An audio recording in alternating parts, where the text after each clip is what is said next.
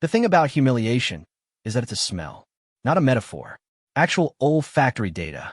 It smells like floor wax and stale coffee and the particular brand of testosterone-soaked arrogance that hangs in a military briefing room when someone decides, in front of 40 people, that you're the joke.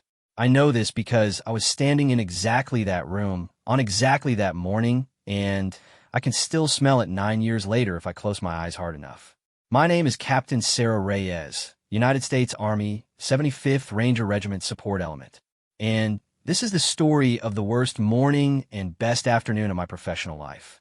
In that order, on the same Tuesday, at a joint operations base in Djibouti that I'm not technically supposed to name, but which smelled perpetually like diesel fuel and disappointment. Let me back up. Sergeant Major Darius Webb had a theory about me that he shared with Corporal Yusuf Adiz approximately 30 seconds after I walked into the motor pool on my first day at FOB Kestrel. Intel officer, he said to Yusuf, not bothering to lower his voice. Light in the boots. Yusuf, who was 22 and from Lagos, and had the professional instincts of a man who understood exactly which fights were worth having, said nothing and handed me a wrench. I took the wrench. I did not need the wrench. I used it anyway. That was 14 months before the morning in the briefing room. 14 months of proving daily that I wasn't light in anything. 14 months of 400 PT sessions with my team, of running intel that cracked 2 insurgent networks, and 1 weapons cache that the EOD guys said, and I'm quoting here, was ambitious enough to make me briefly religious. 14 months of being Captain Sarah Reyes, who was occasionally called the architect by her team because she had a habit of building plans out of whatever structural material was available, including once a tourist map of Addis Ababa and a very cooperative local shepherd named Baruch. 14 months. And then Senior Chief Petty Officer Marcus Holloway walked into FOB Kestrel with his SEAL team, his titanium jawline, his collection of extremely personal opinions about Army officers, and in approximately 45 seconds dismantled the whole structure. The briefing was joint. That was the first problem. Joint briefings at Kestrel meant every branch showed up, which meant the room was a powder keg of inter-service resentment dressed up as professionalism. SEALs in the corner, radiating that particular brand of well-funded confidence. Rangers spread across the middle rows like they owned the floor plan. Air Force liaison in the back looking like he'd rather be literally anywhere. And Colonel James Whitfield, base commanding officer, sitting at the head of the table with the expression of a man counting down to retirement. I was presenting. That was the second problem. Not because I wasn't good at it. I was excellent at it. And I knew it, and that knowing was its own quiet armor. But because presenting meant standing at the front of the room while Marcus Holloway looked at me like I was a math problem he'd already solved and found boring. I had to map up. Satellite imagery, 3 days old. I was walking them through the Eastern Corridor, the bridge vulnerability, the signal intercepts my team had pulled from a source I'd spent 4 months cultivating. The pattern, I said, tapping the overlay, suggests they're using the bridge checkpoint as a staging point rather than a crossing. Which means, Captain. His voice was like a closed door. I looked at him. Holloway, Senior Chief, and seated, arms crossed, jaw at that angle that men learn in some specific military finishing school I've never been invited to. Yes, Senior Chief. What's your operational experience in this corridor specifically? The room's temperature dropped 2 degrees. I felt it on the back of my neck. I've run 3 collection operations in the Eastern Approach, I said. Source cultivation over 4 months. Signals analysis corroborated by collection, he said. The word sat in the air between us like something he dropped on purpose. Right. So, no direct field experience in this corridor. I heard Yusuf shift in his chair behind me. I did not look. My analysis is based on I'm sure it's. He smiled. It was the particular smile of a man who had decided the outcome of this conversation before it started. It's just, I've run 8 direct action missions in this region. My guys have pretty much been through that corridor 4 times. So when the intel is coming from someone who's navigating this from a desk, he let it hang. 40 people in the room. 40 people watching. The rank, he continued, and he gestured at my uniform with something that wasn't quite a point. Not quite a wave, but was entirely intentional. Doesn't really substitute for the ground time, Captain. The rank. He said it like it was a costume. Like it was something I'd ordered off the internet and received in a flat rate box. I want to tell you that I had a devastating comeback ready. Something surgical. Something that would have turned the room. I didn't. Plus, what I was 14 months of compound interest on a question I'd been asking myself since the motor pool, whether I was in the room because I'd earned it or because someone needed a box checked, and Holloway had just lit a match near it. I felt the floor go soft under me. 1/2 second of it. Then Sergeant First Class Dominic Dom Carrera, seated second row, said, entirely under his breath, but not under enough. This guy's seriously just Carrera, I said. Quiet, one word. He stopped. I turned back to the map. My source, I said, has a 73% accuracy rate on hard intel over 4 months. That's not a desk number, Senior Chief.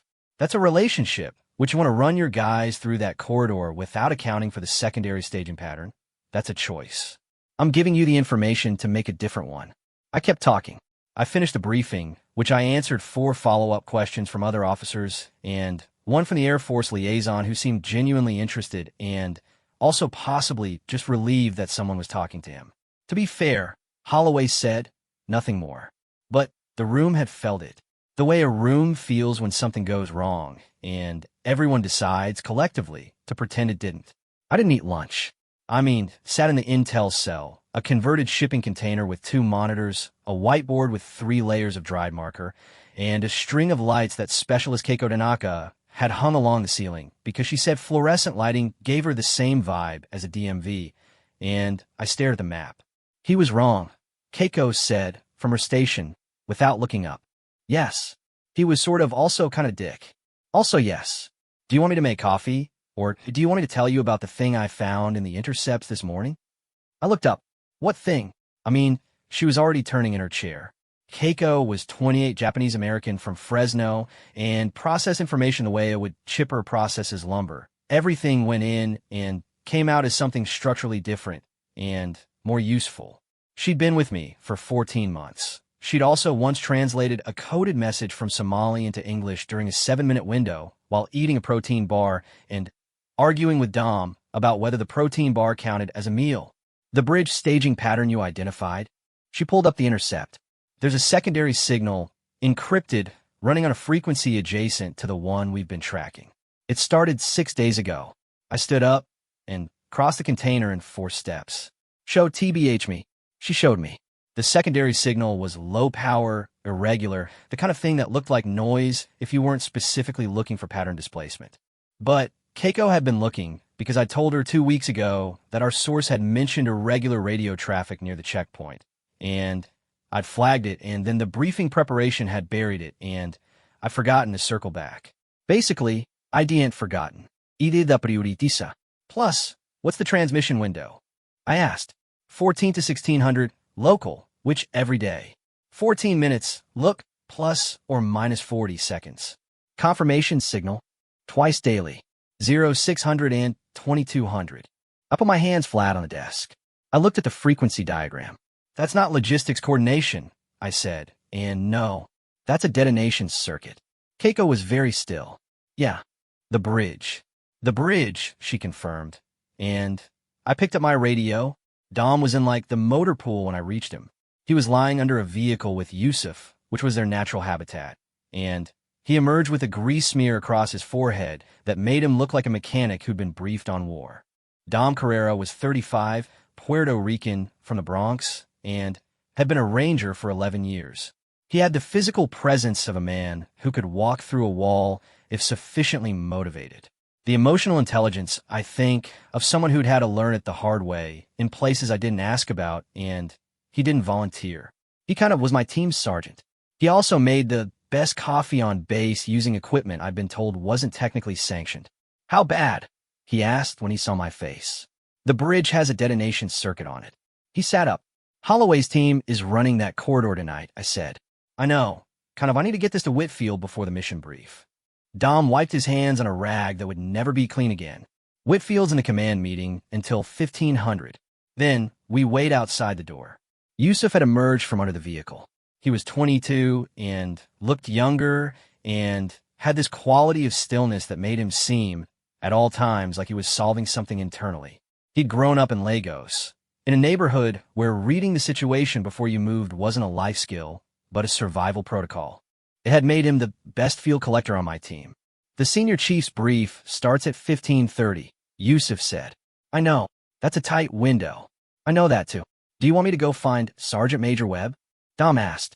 Not because Webb was useful in this scenario. Because Dom understood, with the precision of a man who'd watched offices fight worse battles than this one, that Webb controlled access to Whitfield's calendar in a way that gatekeepers have controlled access to power since the first castle had a drawbridge. Yes, I said. Plus, tell him it's a zero delay item. Dom went. Yusuf followed. I went back to the intel cell and started building the packet. The packet was 15 slides. I built it in 40 minutes. I want you to understand what 40 minutes of that kind of work feels like. I think it doesn't feel fast. It feels like building a bridge while someone is already standing on the far side, asking why it hasn't finished yet. Every slide had to carry weight. Every slide had to survive a challenge from someone who would look for reasons to dismiss it. The frequency data had to be framed clearly enough that a colonel who hadn't slept enough could understand it in 30 seconds. The source corroboration had to be documented without compromising the source. The risk matrix had to be accurate without being alarmist. Alarmist was how female officers got written off in joint environments.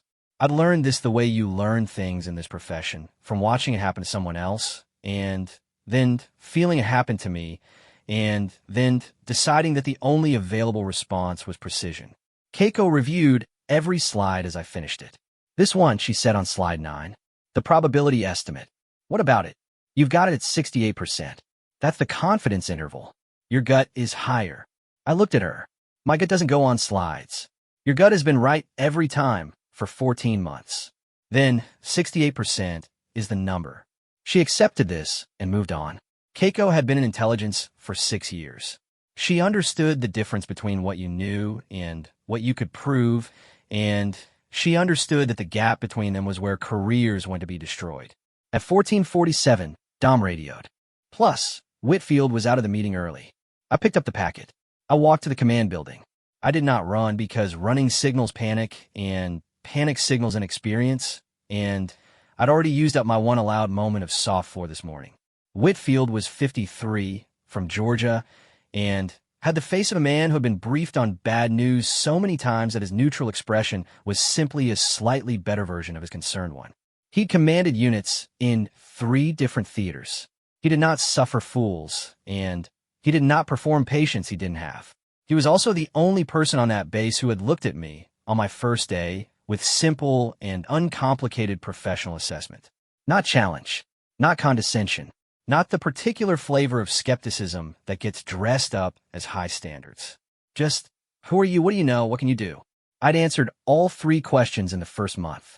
We'd had a functional professional relationship since then, built on minimal words and consistent output. I knocked on TBH, the door frame. Captain. He was at his desk, reading. He put the document down. What do sort of you've? A problem with tonight's mission, sir. I briefed him in 11 minutes. He asked 4 questions. Plus, one of them I'd an immediate answer to. One of them I'd a pull from memory. One of like them Keiko had anticipated, and I the answer printed on slide 14. One of kind of them. The 4th was confidence level. I looked at him. 68% on paper. I said higher off it. He held my gaze for 2 seconds. How much higher? 85. He nodded once. He picked up actually his phone. I stood there while he made 3 calls. The third, to be fair, call was the one where his voice shifted, not in volume, not in effect, but in that particular register of a commanding officer who has decided that something is going to happen in a specific way and is now informing people of this fact. Cancel the corridor mission, he said. Brief all parties in the main room at 15:30. Yes, all parties. He put the phone down and, good work, Captain. That was it. That was the whole thing. For words, in my opinion, that weren't in themselves remarkable, which but from Whitfield, from that desk, in that office, they landed the way structural weight lands. Not with drama, but with the specific reassuring thud of something load-bearing clicking into place. Well, I walked out. In the hallway, Dom was leaning against the wall with his arms crossed. When he, saw my face, he exhaled a long, slow breath that he'd apparently been holding since the motor pool. We good? He asked, which missions canceled. He closed his eyes for 1 second. Open them. I guess bridge, EOD team, and a joint sweep. Tomorrow, daylight. Holloway's team? I looked at him. In the briefing room at 15:30. Dom processed this. He had the quality, which I valued enormously, of understanding the full emotional geography of a situation without needing it described. Ah, he said. Yeah. We walked back to the intel cell. The room was the same room. I mean, same chairs. Same floor wax smell. Same 40 people, more or less. Different energy. Whitfield walked in at 15:31, and the room did what rooms do when he entered. It organized itself around his gravity without anyone announcing it. He didn't sit. He stood at the front of the room, which he didn't usually do for secondary briefs. And that standing, that choice, I felt it shift something in the air. This afternoon's mission into the Eastern Corridor has been canceled, he said. Intelligence developed for what it's worth by Captain Reyes's element identified a secondary detonation circuit on the primary crossing point. Signals analysis corroborated by source intelligence suggests the device was placed within the last 6 to 9 days. He paused, not for effect, because the next sentence needed room. Had, in my opinion, this gone undetected, and had the mission proceeded as planned, we'd likely be planning a different kind of meeting tonight. The room understood what that sentence meant. 40 people understood it in their bodies, in the animal part of the brain that does math on mortality faster than the conscious part can catch up. I was, I think, seated second row, which I did not look at Holloway. EOD will sweep the corridor tomorrow at first light with a combined element, Whitfield continued.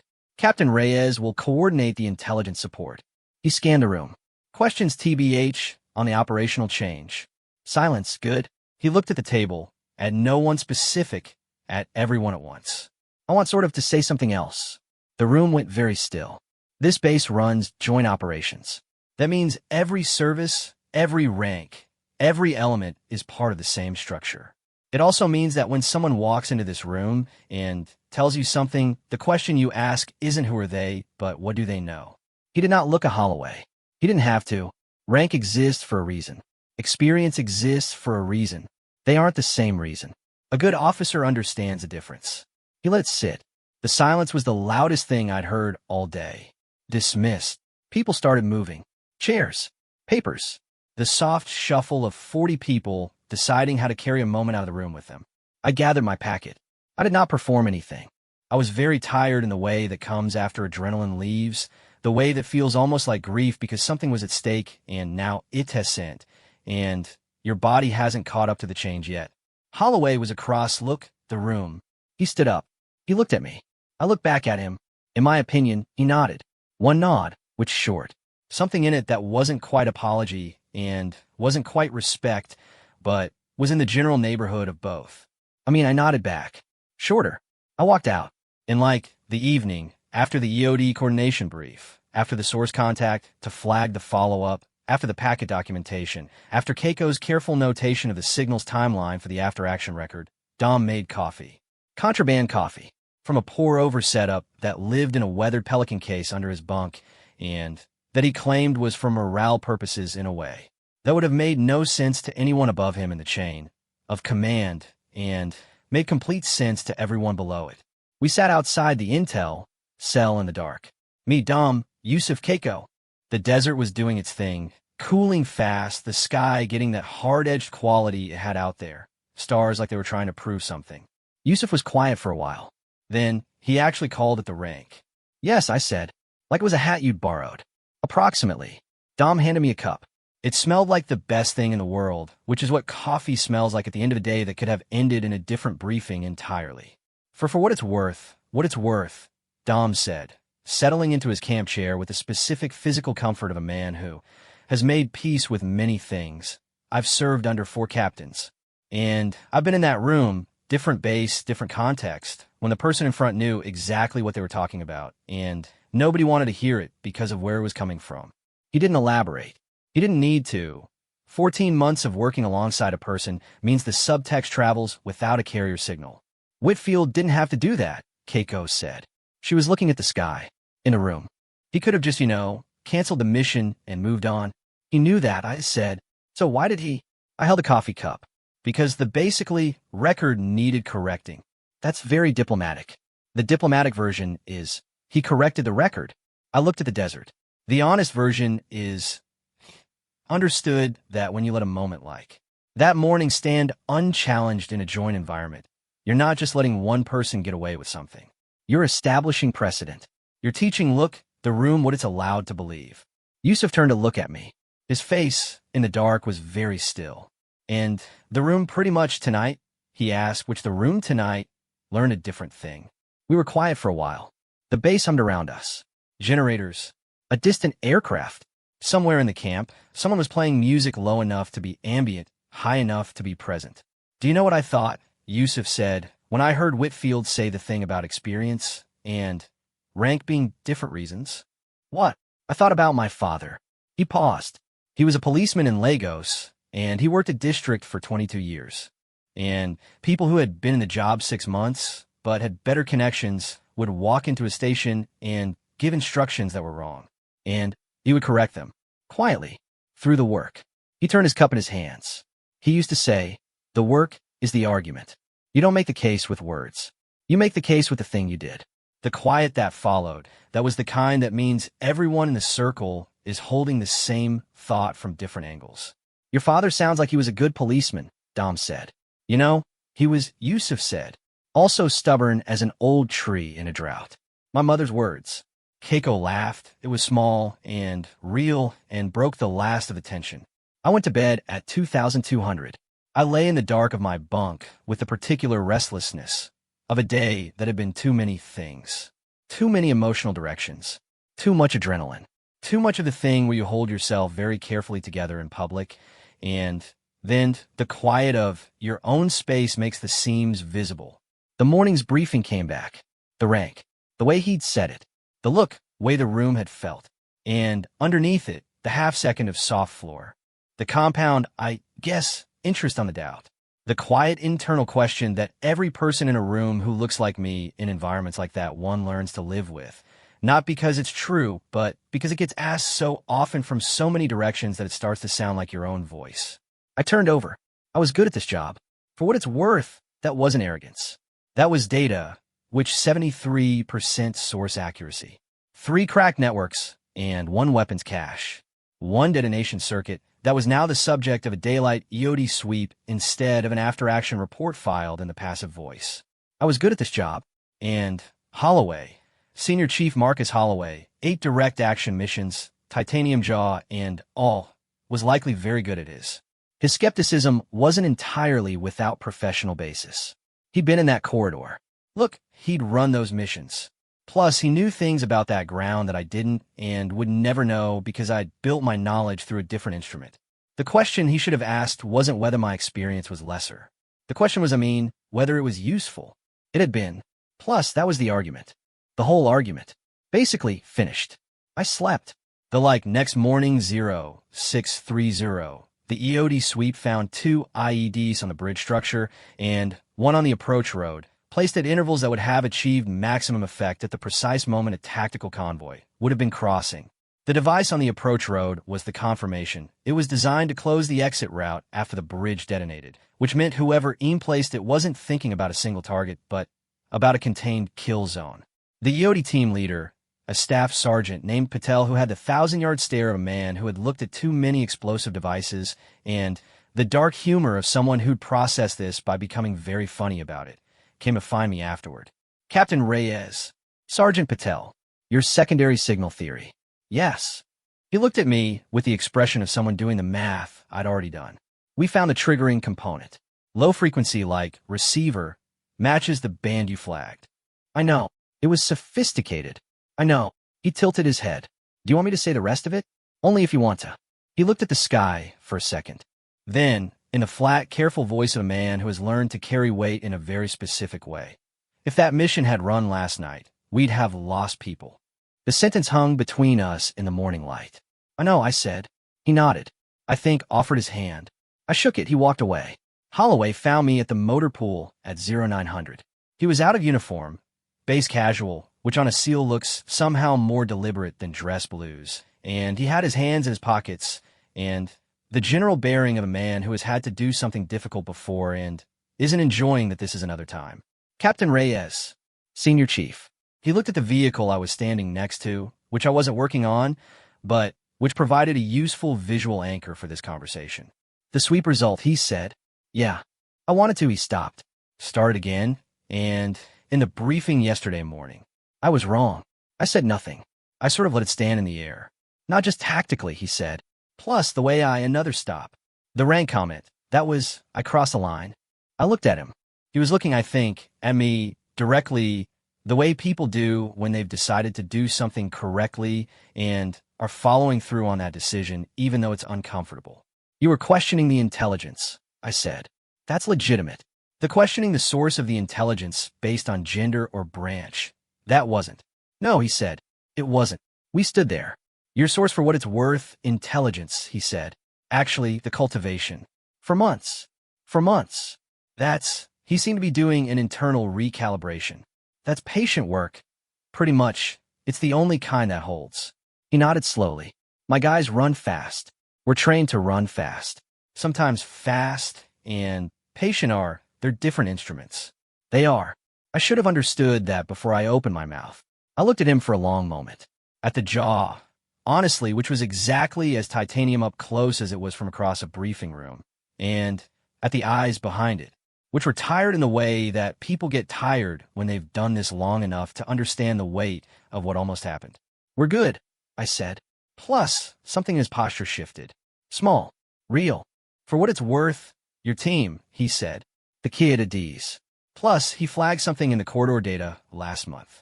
Sent it up through channels. It didn't get to the right people. I kept my face still. I'll look into it. Do that. He pulled his hands out of his pockets. Reyes. He paused. You're on a good team. He walked away. I stood there and I let myself have approximately 4 seconds of something that wasn't quite satisfaction and not quite pride, but was in the neighborhood of both, the feeling of a thing having gone the right way after a very long time and not being sure it would. Then, I went to find Yusuf. The after-action report on the bridge intelligence is a document I can tell you exists without telling you where it lives or what it's classified as. It has the correct technical language and the correct citations and the correct chain of documentation from source contact to signals corroboration to EOD confirmation. It doesn't contain the smell of floor wax and stale coffee. Dom's contraband pour over at 2,200. Yusuf's father, 22 years, on a Lagos district, stubborn as an old tree. The 4 words from Whitfield that landed like something load-bearing. The one nod from Holloway across a room. Patel looking at the sky, carrying the weight of it in his flat voice. These things do not make reports. Plus, they make people. They make teams. Plus, they make the specific, accumulated texture of what it means to do this work in these places with these people, where everything depends on who you trust and why. Sergeant Major Webb came to find me 2 days later. In the motor pool, because that was where things always seemed to happen on this base, in that smell of diesel and permanent grease. Captain, he said. Sergeant, well, Major. He looked at the vehicle. TBH, he looked at me. Light in the boots, he said.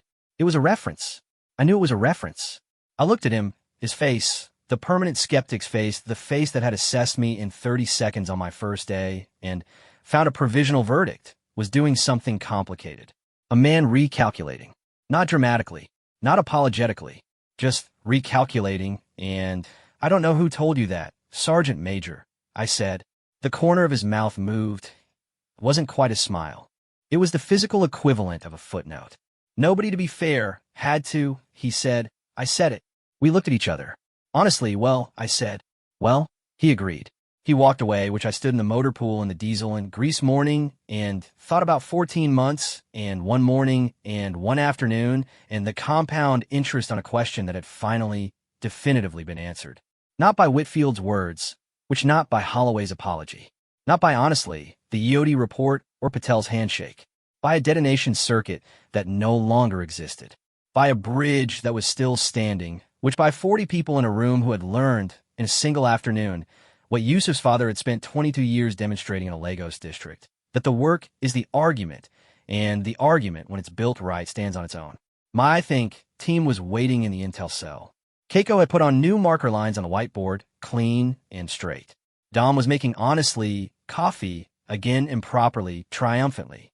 Yusuf was reading something, perfectly still, the internal calculation running.